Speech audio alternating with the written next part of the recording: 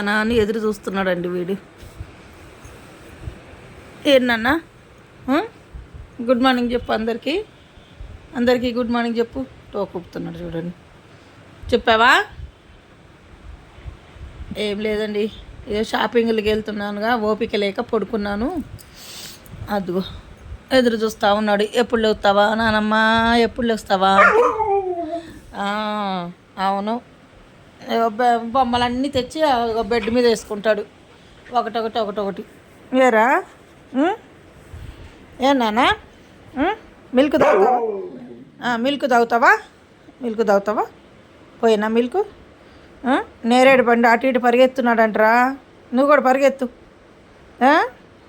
చిన్నమ్మ అన్ని వడియాలు అప్పడాలు తెచ్చుకుందంట, మనకి ఇవ్వట్లేదు, ఇవ్వకుండానే తినేస్తుంది.